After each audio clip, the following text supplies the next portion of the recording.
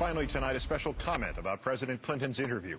The headlines about it are, of course, entirely wrong. It is not essential that a past president, bullied and sandbagged by a monkey posing as a newscaster, finally lashed back. It is not important that the current president's portable public chorus has described his predecessor's tone as crazed. Our tone should be crazed. The nation's freedoms are under assault by an administration whose policies can do us as much damage as Al-Qaeda. The nation's marketplace of ideas is being poisoned by a propaganda company so blatant that Tokyo Rose would have quit.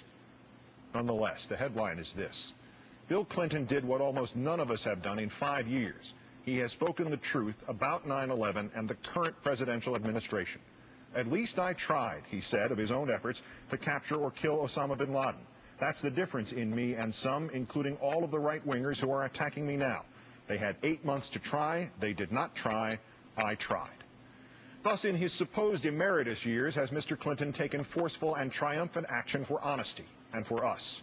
Action as vital and as courageous as any of his presidency. Action as startling and as liberating as any by anyone in these last 5 long years. The Bush administration did not try to get Osama bin Laden before 9/11. The Bush administration ignored all the evidence gathered by its predecessors. The Bush administration did not understand the daily briefing entitled Bin Laden Determined to Strike in U.S. The Bush administration did not try. Moreover, for the last 5 years, 1 month, and 2 weeks, the current administration, and in particular the president, has been given the greatest pass for incompetence and malfeasance in American history. President Roosevelt was rightly blamed for ignoring the warning signs, some of them 17 years old, before Pearl Harbor. President Hoover was correctly blamed for, if not the Great Depression itself, then the disastrous economic steps he took in the immediate aftermath of the stock market crash. Even President Lincoln assumed some measure of responsibility for the Civil War, though talk of Southern secession had begun as early as 1832. But not this president. To hear him bleat and whine and bully at nearly every opportunity, one would think someone else had been president on September 11th, 2001, or the nearly 8 months that preceded it. That hardly reflects the honesty nor manliness we expect of the executive. But if his own fitness to serve is of no true concern to him, perhaps we should simply sigh and keep our fingers crossed until a grown-up takes the job 3 Januaries from now. Except for this. After 5 years of skirting even the most inarguable facts that he was president on 9/11, he must bear some responsibility for his and our unreadiness. Mr. Bush has now moved unmistakably and without conscience or shame towards rewriting history and attempting to make the responsibility entirely Mr. Clinton's. Of course, he is not honest enough to do that directly. As with all the other nefariousness and slime of this, our worst presidency since James Buchanan, he is having it done for him by proxy. Thus, the sandbag effort by Fox News Friday afternoon. Consider the timing. The very same weekend, the national intelligence estimate would be released and show the Iraq war to be the fraudulent failure it is. Not a check on terror, but fertilizer for it. The kind of proof of incompetence for which the administration and its hyenas at Fox need to find a diversion in a scapegoat. It was the kind of cheap trick which would get a journalist fired, but a propagandist promoted, promised to talk of charity and generosity, but instead launch into the lies and distortions with which the authoritarians among us attack the virtuous and reward the useless, and don't even be professional enough to assume the responsibility for the slanders yourself. Blame your audience for emailing you the question. Mr. Clinton responded as you have seen.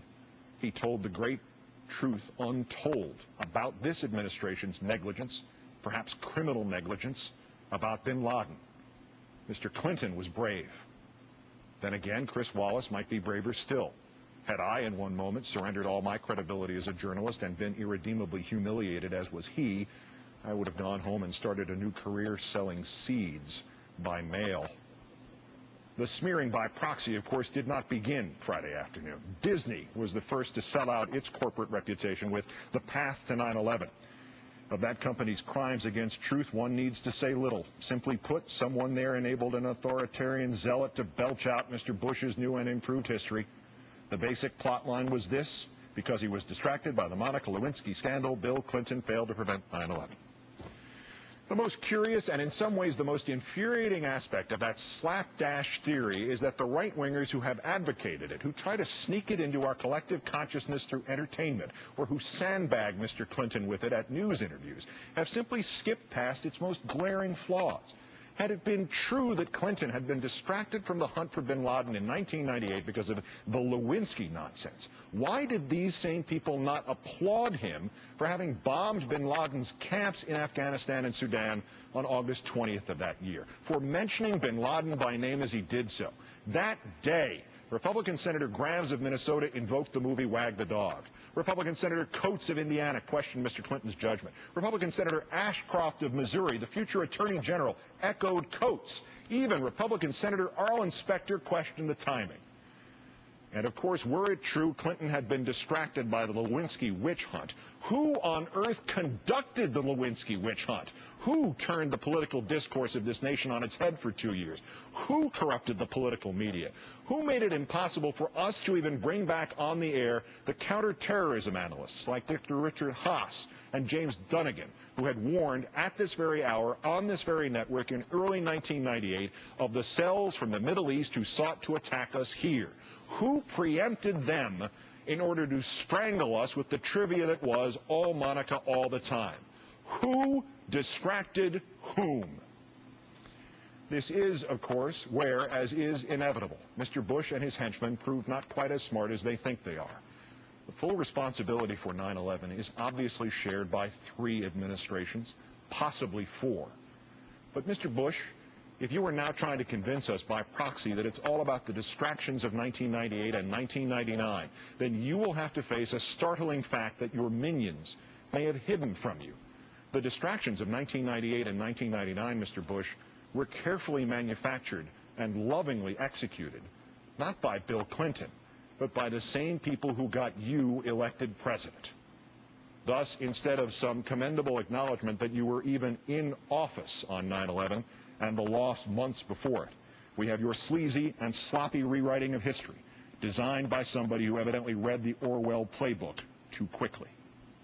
Thus, instead of some explanation for the inertia of your first 8 months in office, we are told that you have kept us safe ever since, a statement that might range anywhere from 0 to 100% true. We have nothing but your word, and your word has long since ceased to mean anything. And, of course, the one time you ever have given us specifics about what you have kept us safe from, Mr. Bush, you got the name of the supposedly targeted tower in Los Angeles wrong. Thus was it left for the previous president to say what so many of us have felt, what so many of us have given you a pass for in the months and even the years after the attack. You did not try. You ignored the evidence gathered by your predecessor. You ignored the evidence gathered by your own people. Then you blamed your predecessor. That would be the textbook definition, sir, of cowardice.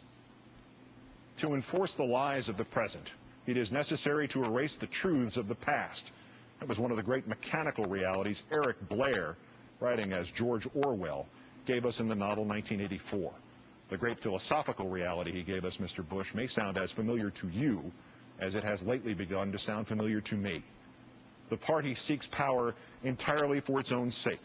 We are not interested in the good of others. We are interested solely in power. Power is not a means, it is an end.